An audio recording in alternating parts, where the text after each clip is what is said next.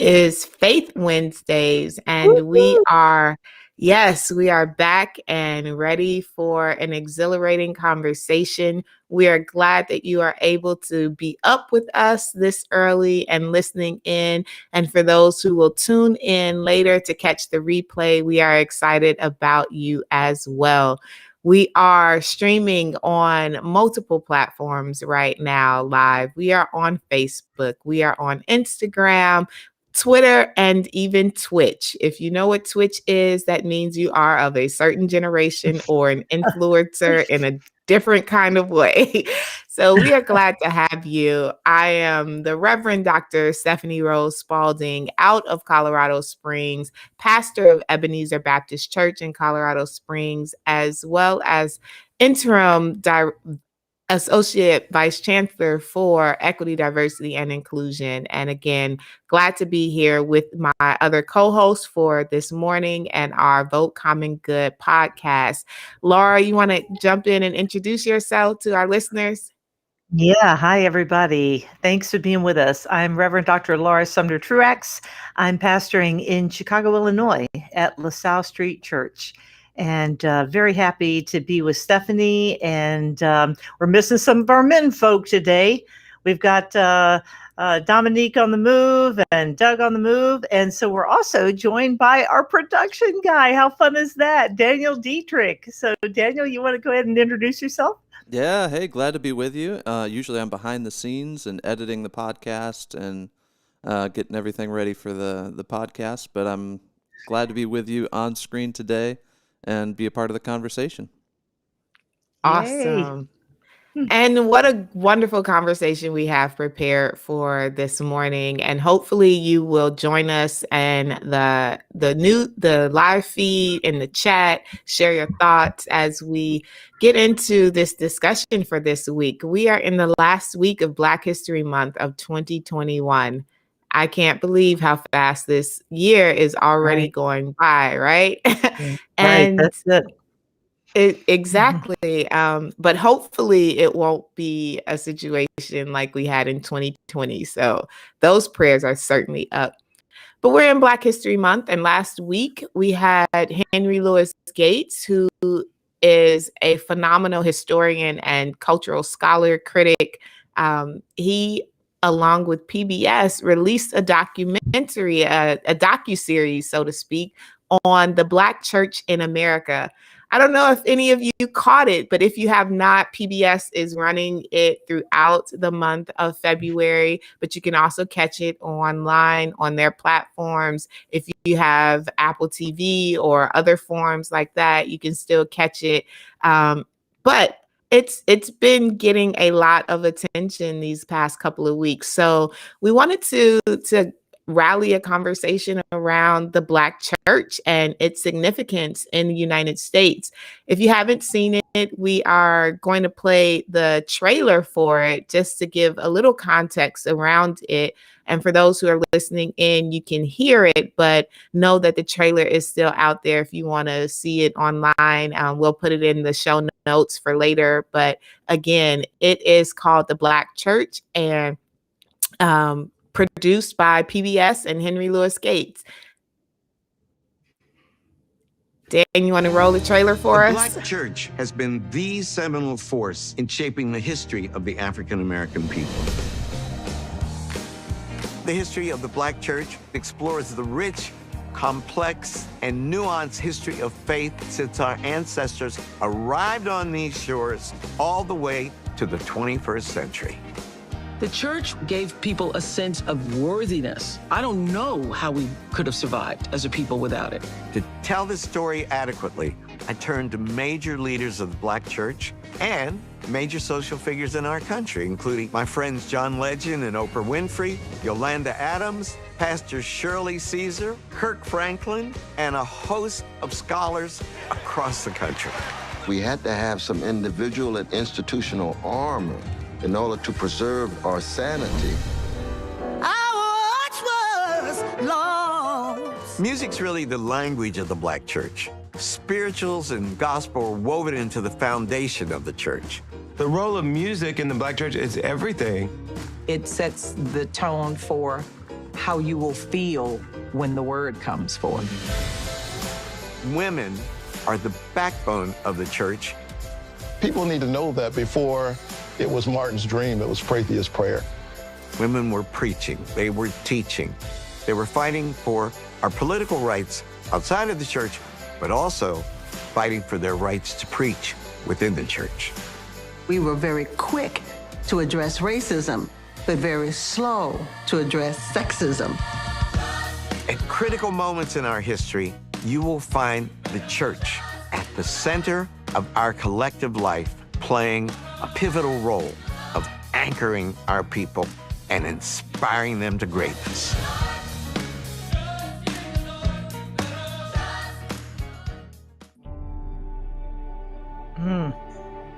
Amen. So that's the trailer. Amen. And it's interesting that in the United States, we have a space, we have an institution, we have the cultural language of the Black church, right?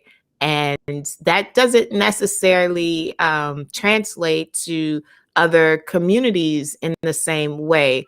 So one of the things that I am interested in hearing your feedback about is one of the quotes that comes out of the docuseries that says, to tell the story of American religion is to tell a political story.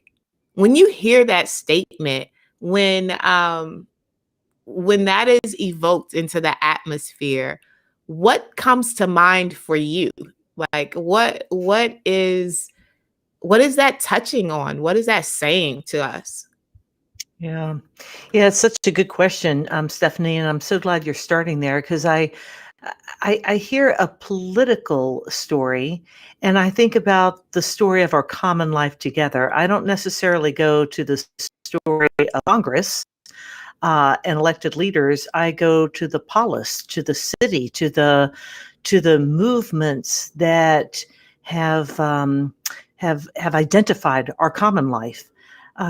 So I think about the big sweeps of emancipation, of women's suffrage, of even the Christian temperance movement. These big shifts, societal shifts that come out of people of faith and that are nurtured and born in the church. That's where I go first. What about you, Dan? Yeah. Where my mind goes is the pastors and church leaders that say, let's not get political. And usually those are white pastors who have the privilege to not get political because the policies are working for them. But I think all of this is political. It's all policies that affect our lives. And having watched the first couple hours of this series, it's just so clear how deeply the roots of white supremacy go in our churches and in American soil. So it definitely is all political. I heard that statement, and there was a sense of lamentation for me as an African American woman of faith, because it forced me to recall and come back to a place that I've often spoken about, the way in which Christianity in and of itself was used as a tool to inculcate white supremacy in this place that we call the United States, right? That the use of faith was a mechanism for exploitation, was a mechanism that allowed for slavery to happen. The way in which the spiritual theological acrobatics of white ministers and patrons of the church created this narrative of savagery and whose souls were worthy of being saved, quote unquote, and whose weren't, and who didn't have souls, and what that allowed them to do in the process of dehumanizing African people, right? And it's not to say that there wasn't a negotiation between indigenous populations and Christianity as well, but race really is born in a Christian context. And so many people of faith just merely don't want to deal with that in the United States and around the globe, right? The practice of Christianizing for conquering, for colonizing, and it just, again, it just opens me up to a place of lamentation, because I know this history, but I also know my relationship to the divine. I also know my relationship to God, and having to articulate that for people who don't necessarily understand how I, as a Black woman, could even practice Christianity today in the 21st century. Yeah. Yeah. Well, to me, that's always been the most amazing piece of the Black church, is that it was a slaveholder's religion that somehow found its liberating message into the hearts of the folks who were enslaved. That is incredible. And you're absolutely right that the construction of race, I think Willie Jennings from Duke does such a great job at exploring this bizarre way that we have from the beginning gone back to these obscure texts. And Ham, I mean, it's a verse, right? It's a weird verse in Genesis around the creation of races, and how Ham was the son of Noah, who had disrespected his father, and for that he is shunned essentially and cast out, and it becomes the father of this entire race of people. And it's obscure in the text itself, but we've built an entire theology around it. And it really forces you, I think, to look deeply at these beginnings of Christianity, and ask we've got to interrogate it. We've got to go back to bedrock and start looking at how we have built our house on sand, on these bizarre little excerpts that were not even clear at the time they were being written. Yeah. So yes, amen to that. Yeah, what I found really disturbing is the desire to Christianize enslaved people, but not give them the full story. Like, they cut out all of Exodus. They tried to prevent enslaved people from being able to read and write, because then they might actually read the liberating words of Jesus and get some ideas. It's just really messed up. It is. Yeah. No, go ahead, Laura. Yeah. Well, no, it is messed up. And I for our church in Black History Month, I have been a follower of Howard Thurman for a few years now.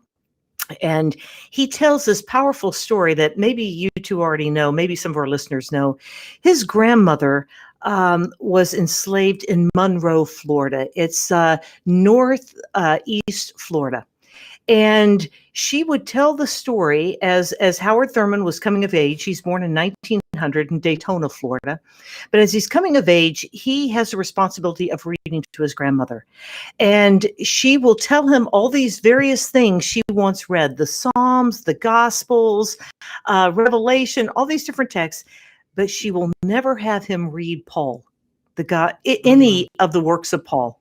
And it is because on the plantation, every time that there was a preacher that the plantation would bring in, he would use Paul's text, "Slaves, be obedient to your masters."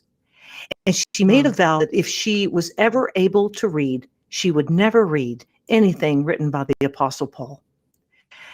And so Howard Thurman tells the story, and then he also says that once a year on that plantation, a black person would be allowed to preach, and every time that black person spoke, he would give the message, "You are God's children." And that message of dignity, that message of, as Thurman would say it, that the creator of the universe created me. The way he says it, it would stiffen her spine and stiffened his, as well. And that's the full gospel, Daniel, isn't it? I mean, that's the full gospel, that we're all created with dignity. But yeah, that gospel was truncated for generations, truncated.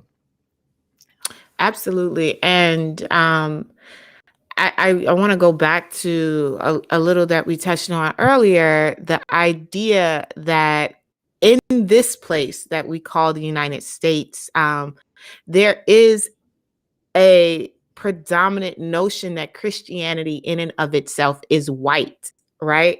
That Christianity is a product of whiteness, when if we are historical biblicists, we would know that many of the first practitioners and converts are people of color, are Africans. And the way, again, that we even frame Christianity as being something specific to whiteness and Europeanness, and even the Pope, right, is so ahistorical and non-biblical in and of itself, which is part of this conflict that, I find myself in as an African American woman. Granted, Gates does in that docuseries begin and gives mention to the fact that the majority of those who were enslaved through the transatlantic slave trade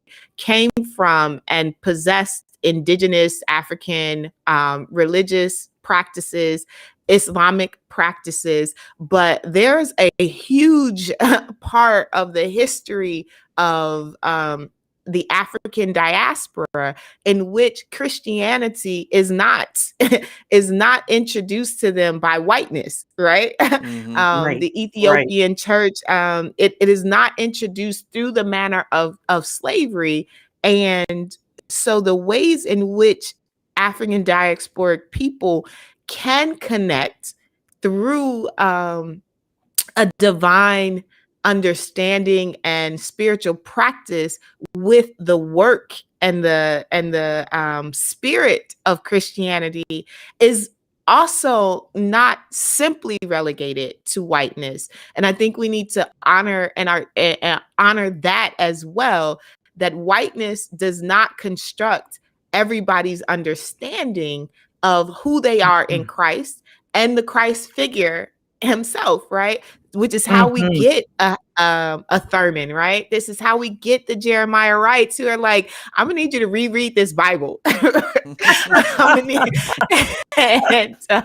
I'm gonna need you to reread it in a way that is not centered on the mechanisms of white supremacy, the machinations of dehumanization, and an understanding of God that is far more expansive than what the structures of an American social, political, and economic society can create.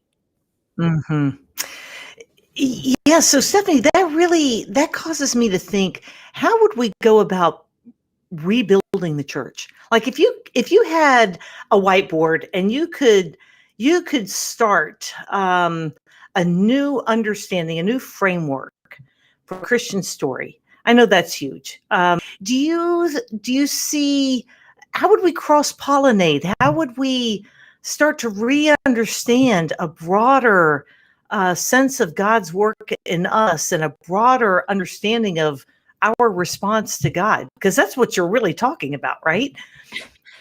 Yeah, I think at the heart, and this again comes out in the docuseries and many conversations that people across the globe have had, that anytime you conceptualize and interact with a God that does not reflect you, it is going to be a problem of alienation and isolation and conflict, right? So for me, the heart of who I understand God to be, one is to first recognize that I am speaking of an infinite, so a being that is not confound to human imagination from a very finite space. So Right. my construction of God already critiques the manner in which my humanity limits me in even engaging um, who God is, the divinity of God, right? Um, and in doing that, it allows me to think about our constructions, our social constructions, our ideas, our ideological practices around race, around gender, around sex and sexuality that are so limiting, right?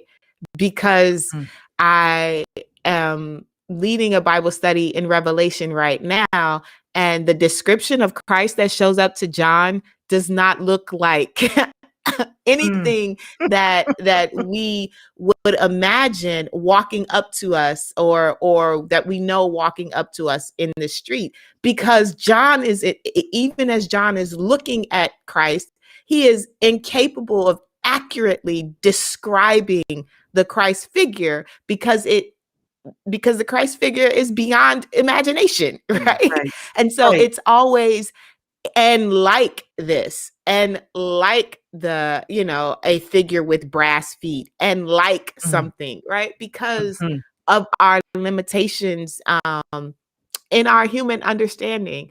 Yeah. And that for me allows for the dispelling of, well, is God a man, or is God, because Right. God is Right. all that and not, right? Yeah. Right. Yeah. In fact, even those conversations sound so ridiculous to me, right? To argue over the pronouns we can use for the ineffable one seems so small, doesn't it? But we dwell in a land of smallness. I think for us, I'm getting back to the to African American History Month.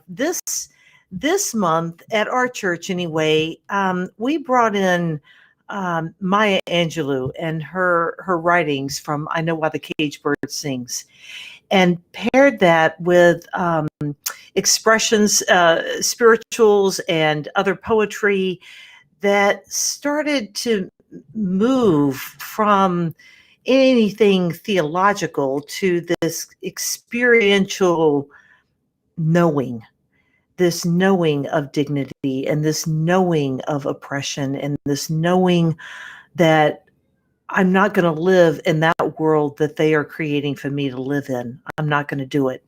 I'm living in a different world. And that for us has been particularly powerful. I think for one of the ways forward for the white church is to move out of our heads and into our bodies, and into this experiential knowing that I think also I felt loud and clear in, like Dan, I've only seen the first 2 episodes yet, but it was an embodied faith that the African American church brought forward. One that was felt even in that little clip that you showed the trailer, right? It was it was to move your heart and your mind. It was both. So we really need to, speaking for the white church, which I know is a lot to speak for, but I feel our impoverishment, especially in these areas. Yeah, I think so. And as I was watching, I just kept thinking, wow, I wish every person in America, especially every Christian, every white Christian, could watch this and just better understand our role historically in the oppression of other people. And not so we can beat ourselves up, but so that we can know how to move forward well. And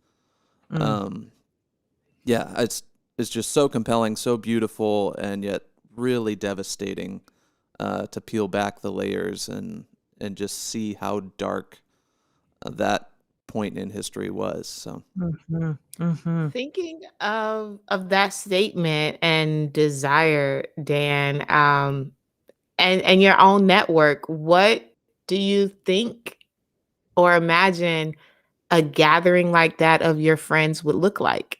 Like if you brought your friends together to watch this docuseries, what do you think the conversation would be? Who do you think would show up? Yeah, that's a great question. I think the people that wouldn't show up are probably the people that need to see it the most. But that's a great question. I don't know the best way to get compelling stuff like this in front of the people that maybe have been least exposed to an honest portrayal of history. So I'm open to ideas. Yeah. Melissa in the comments is saying, we reduce God to fit our creation instead of seeing creation, all of humanity, past, present, and future, once restored and fully reconciled, being a reflection of his image. And she thanks us for a lively, just and live justly and love fully. And then we have some people joining us from Michigan. We also have David Peters on here. So we want to say hello to those who are out here watching with us live. And we look forward to those who are going to be a part of the replay and the sharing of this conversation. We are so grateful for all of you to be in our audience and having these discussions, because again, what is the point of the production of this content if we aren't getting it into the spaces that can be transformative, right? Where people can shift the way in which they understand how faith is lived and practiced in communities that may or may not look like theirs. At one point in the docu-series, they talk about how for Black community historically, that the church and political life, that there is not a possibility of separating church from state in Black faith traditions. And I'm curious to know what you all's reaction to that is. Again, that it's not possible to separate church and state from Black faith traditions when we have such a tension, especially right now, between how the church has shown up in electoral political life in the United States. Yeah, I've never agreed that that the separation of church and state is as this bright white line. It feels as if, in the earliest construction of the country, it was to protect the state from the church and the church from the state. But we've taken that to such an extreme. I mean, Jesus was inherently political. His inaugural sermon in Luke 4, I have come to bring freedom to the captives, to bring sight to the blind, to set the prisoner free, to proclaim the year of the Lord's favor. That's an inherently polis, as in like life together message. That is not something done in isolation. That's not you praying in your closet kind of message. That is a message that takes on a tone and a complexion in a society. You don't release a captive. I mean, they're captive. Why? In part because they're literally imprisoned by the state. Somebody has imprisoned them. Food for the hungry. There's a reason why they are hungry. It's so we've the mental gymnastics or the spiritual gymnastics. I think you said, Stephanie, at the beginning, of how we have tripped over ourselves to miss the plain reading of the scriptures. says a lot, I think, says a lot about how what we really worship in the white church, at least, is liberty, our own liberty. What we really worship is, I'd like to make my own profession of faith in Jesus, and that's going to make me be a better person in my world. But don't start telling me how the message of Jesus impacts my community. Don't tell me that it's to shift the society blocks. I mean, it's designed to create better people. And I just don't think that's not a faithful reading of the gospel. Jesus was killed because he posed problems for Rome. It wasn't the Jews handed him over to Rome, but Rome was the one that killed him. And Rome was the one that gave him a death that was meant for insurrectionists. So it's, these are plain facts. This is not, I'm not trying to like twist something to make this happen. This is just like straight up history. And yet we like to forget that part of it. We like to somehow think that, no, it really is just about me and Jesus. And I think Jesus has got something to say about that, which is, I've come to save entire communities. It's, so that's where I'd start that conversation. Dan, what do you think about that? Yeah. Well, I think the white church had to separate the individual from the collective, because if we are responsible as a collective, then we're complicit in enslaving people. And so they had to disassociate and make it just about personal piety, because to look at the whole is to reveal how evil the system is.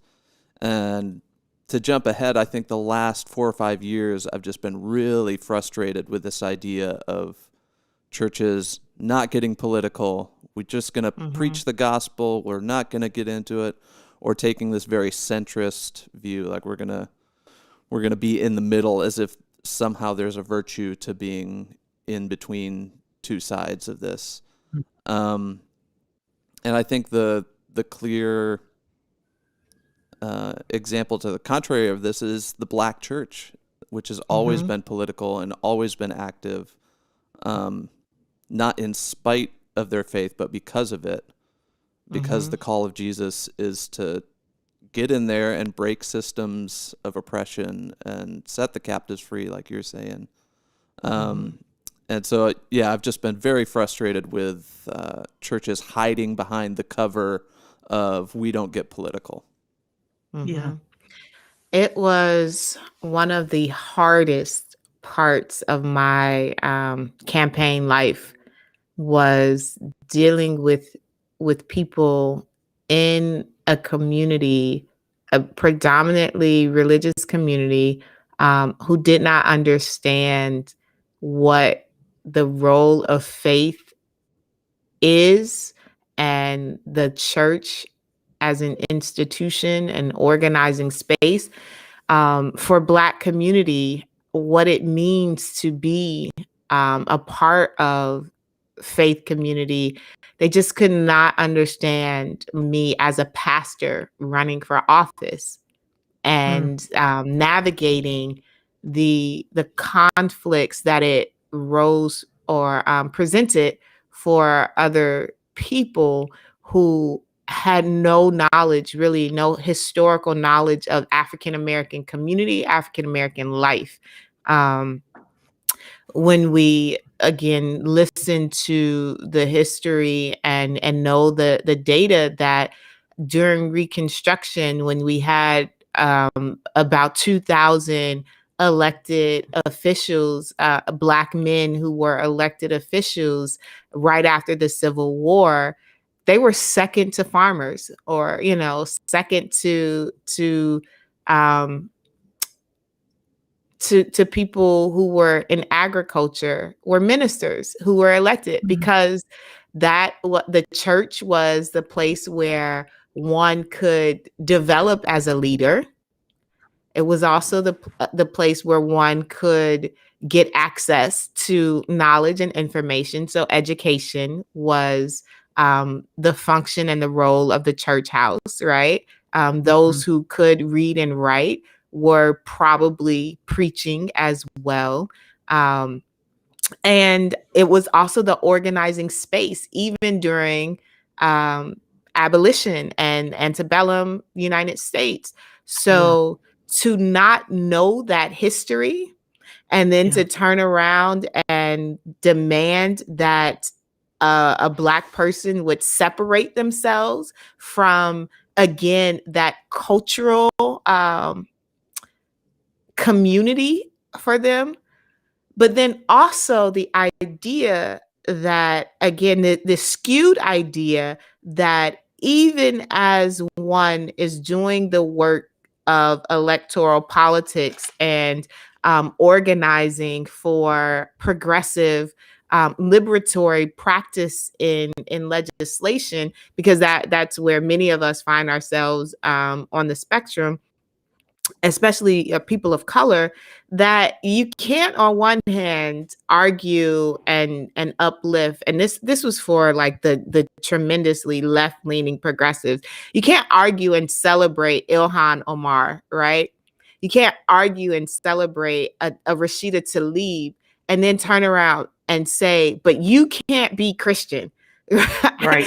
Because it is a product of their faith tradition that they are the figures that they are in American politics, right? That we celebrate their role and the legislation that they are able to produce, not because they are producing Muslim legislation, but because they represent a diverse understanding of life and practice and being in the world in which their faith tradition is not separate from. Nobody goes into any position and throws away their moral compass, right? However that is shaped, whether that is agnostic, atheist, or what have you. So that also, that spirit practice is a part of identity formation and ways of knowing oneself. And the point of the constitutional separation of church and state is not for someone to deny who they are as a person, but it is to not limit one's understanding of self to be the demand for another, right? So my understanding of myself should not be the limitations and the box in which I move and operate that hinders your ability to live and understand yourself in the way that you do. So it's one of the hardest things. And here we are again, just trying to find ways to reiterate just the centralness of faith, tradition, and practice to who African Americans know themselves to be. And that's not always Christianity, but it is still very part of who we know ourselves to be. Yeah, and Stephanie, I wonder if that was not more pronounced for you as a Black woman than it might have been for other white men of the past. I mean, I don't remember Mitch Romney getting, dumped on because he's a Mormon, right? And there was, I forget the guy who was an Episcopalian priest, served in a Midwestern state. His name's lost to me, but he served in the Senate for, 2-3 terms as an Episcopal priest. I don't know how much of that was being a woman, how much of that was being Black, how much of that was this moment in time, right? I think it was all of that, right? It was a small progressive or a smaller progressive community in a predominantly evangelical white space. So trying to fight back from the ways in which the focus on the families and, large mega family first, churches have really hindered progressive social politics, especially around LGBTQ plus community. But then it was also conservative African American congregations that were like, I didn't fit in a box for anyone, right? I was too liberal for Black churches, as again, if you read or watch the docuseries, I was too liberal for them because I would not denounce the LGBTQ plus community in El Paso County, where we have one of the highest suicide rates of teens in the country, because they are buttressing up against that. So I was too liberal for them and too conservative for progressives because I was Black Baptist. Yeah. So there's a couple of things that your whole segment makes me think of. One is this piece that was in Jill Lepore's book on the history of America. It's a great book. She's a professor at Harvard, and she wrote this tome on American history, and filled with nuggets, like these interesting, let me drop them on you nugget stories. So talking about the rise of Catholics in the US and how nervous politicians were about the Catholics, because the Catholics came in and they had their own schools that were associated with their churches. And their mass was spoken in a different language. And in fact, Morse code, this is a fascinating little tidbit, but Morse code was created in large part, because they wanted a system that they could have as a national defense system in case the Catholics rose up against the country. Wow. So isn't that interesting? Because they didn't know what they were saying in these masses. They didn't know what was being taught in the schools. Their kids were not in public schools. They were in parochial Catholic schools. And there was this feeling that you're not really part of us. You're setting up this kind of system that's adjacent to us, but you're not part of us. And, I think that gets at a little bit of this fear, this fear that nationally we have of religion, that I think you really see when like the work of Vote Common Good, and how progressive candidates have a hard time speaking a language of faith, or even wanting to lean into a language of faith, because they know the backstory. Faith has been used to do intolerable things. And so they don't know how to navigate those waters, Are there the good Christians out there? I don't know.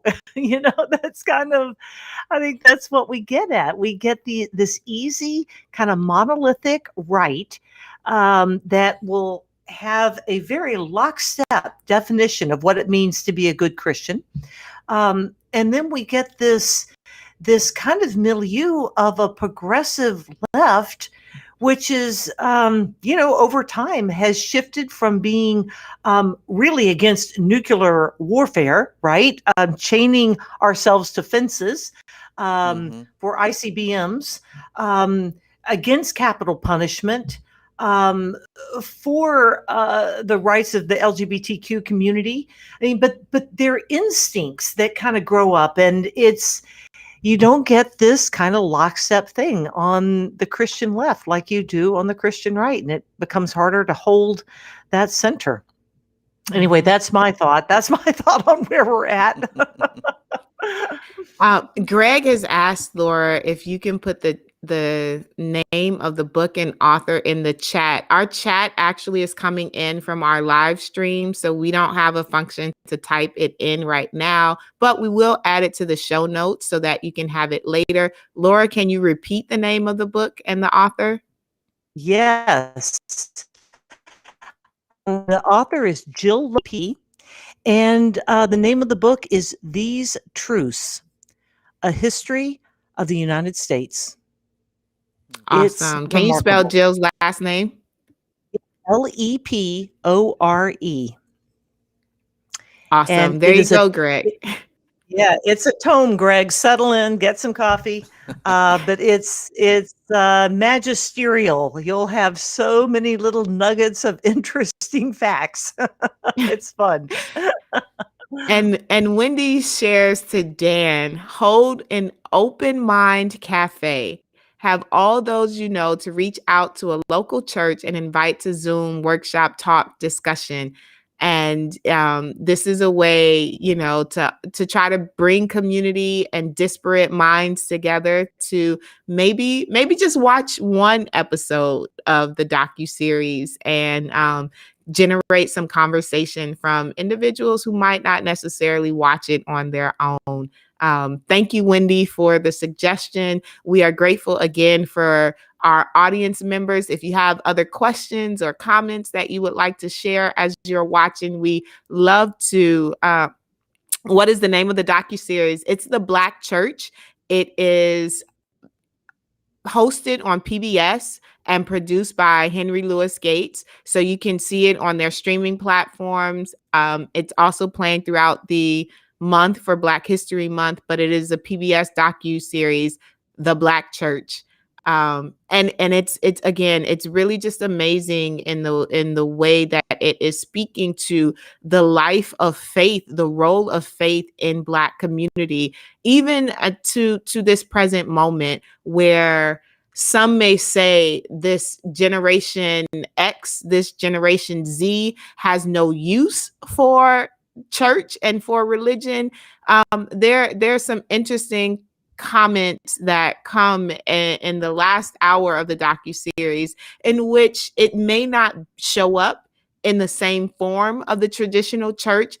They may not be gathering in ways that look like Sunday morning worship and choir practice on Saturday, Bible study on Wednesday, but faith is still informing a lot of even the Black Lives Matter activism that we see right now.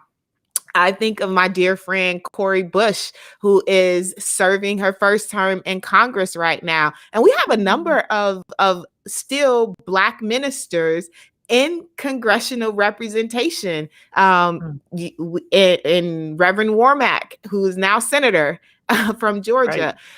Right. Again, her rise to Congress really emerged from her pastoring and nursing, being an activist on the streets of Ferguson, Missouri, responding to the death of Mike Brown.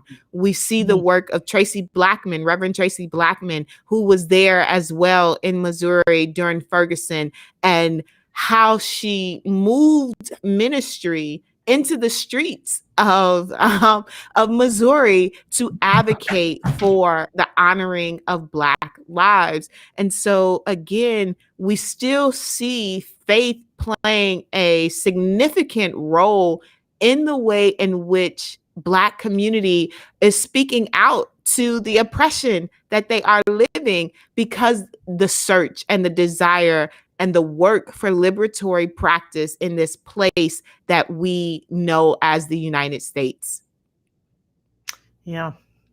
Yeah. And again, I think that at its best, that's where the church has always been found, is on the street, doing work, speaking into the public square. I was reading when we all went into lockdown last March, I thought, okay, I'm going to tackle a big book that I've always wanted to read and never did, and read that Barbara Tuchman book, The Calamitous 14th Century. What she talks about in there was the rise of the bubonic plague, and the role of churches, of people of faith, in moving past their fear, in being one with the other, in nursing, in helping, in healing. That's where the church belongs.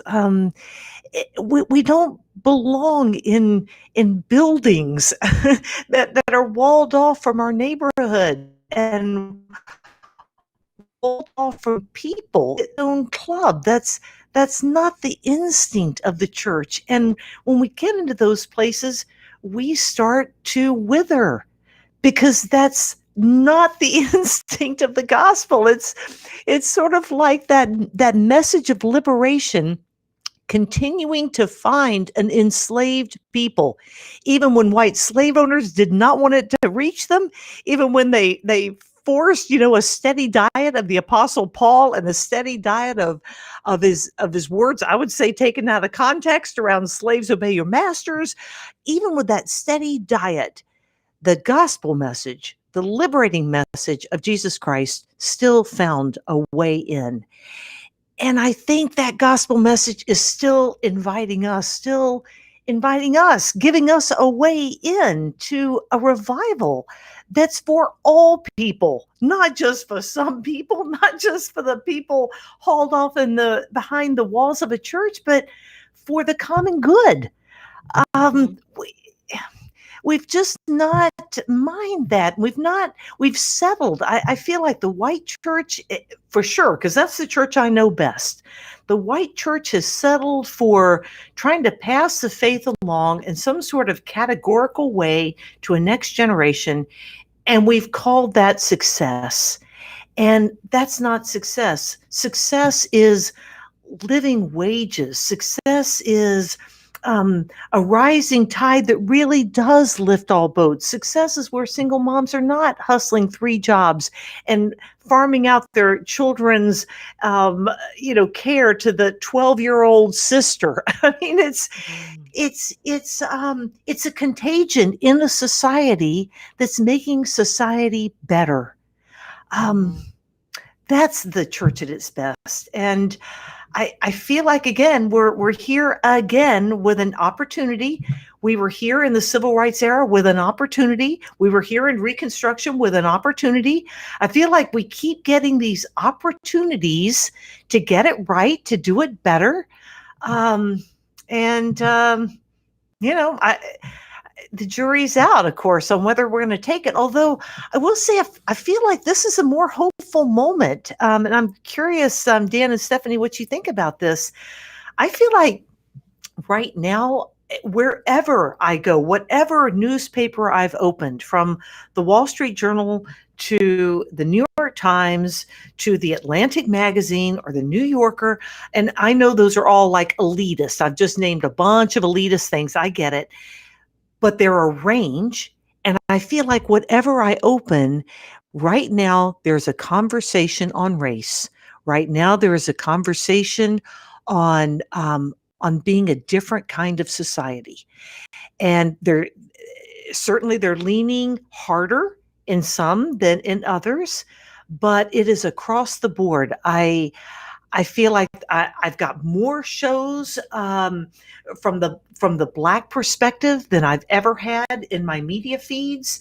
I'm getting more stuff. And again, I get it. I know it's curated. I know you watch the Black church and then suddenly get 5 other recommendations for other Black ecclesial shows, right? I get that. But I still feel like there is a shift that I sense is happening. And I'm curious, do you guys sense that too, or you think I'm kind of being a little, overly hopeful on that front? Dan? I want to be hopeful. I want to be that hopeful. I think it's hard to be, especially even looking at the docuseries, when you see these moments of hope, like the eradication of slavery and the start of Reconstruction, when, we're going to fix society now. And, Black Americans newly freed were elected to, government officials, and then there was this backlash. And so I think for every step forward, there's this backlash. And I feel like we're seeing some of that right now even. And but I think inch by inch, things do keep creeping forward toward a more hopeful future. So. And I'll just say, as we get ready to wrap up, sure, I certainly see, and we can do the Google Analytics, that in 2020, 2021, the conversations about white privilege, whiteness, white supremacy, like the terms are coming up more and more and more. So yes, people are dialoguing about about it, as opposed to when I first got my PhD and people were demanding that I whisper because I was talking about whiteness and white supremacy in public space, right? In 2007. So there's certainly been a shift to where you can turn on any news feed and it's common language and people are bringing it up. And so, yes, there are more conversations happening, and I am grateful that the dialogue is beginning to take place. But I feel, Dan, when I'm looking at confirmation hearings, and it seems as if the people of color are the ones who are receiving the most, rejection from this particular Senate right now, and that individuals like Manchin, who wants to play both sides of the fence, are allowing this to happen for the confirmations of people of color in this cabinet, when we are still dealing with inequitable death rates for Black community, Latino communities, indigenous communities around this virus, and lack of vaccination practices. I'm like, we still got a long way to go, America, when we have individuals that are, still having to make a decision about whether or not they can pay their mortgage versus get the medication that they need. We still got a long way to go. Do I have hope? I have to have hope. Otherwise, I would have committed suicide a long time ago as a Black woman in the United States. As we, again, close out this conversation, people often ask that question. As Black people, it amazes me that you all have not lost your mind. And it is because of our deep connection to spirit, of our deep faith and belief that the improbable is possible for this country and for humanity, that has kept us from losing our minds, right? From becoming just homicidal, it is the practice of faith. And I shared with someone the other day, for me personally, the fact that a Christ exists allows me to walk in relationship with white folks. Point blank serious. Like, the fact that a Christ exists allows me to not harbor the level of hatred and anger and just, relentless angst, because I know the salvific narrative of Christ. Amen. And so we will wrap it up on that note. Again, we thank you all for tuning in. We do ask that you would share the replay with others, host those open mind cafes, and again, join us next week, same time, Wednesday morning, 9 a.m. Central. We love to have you with us. Thank you once again. It is Vote Common Good Wednesday. Bye, everybody. Bye.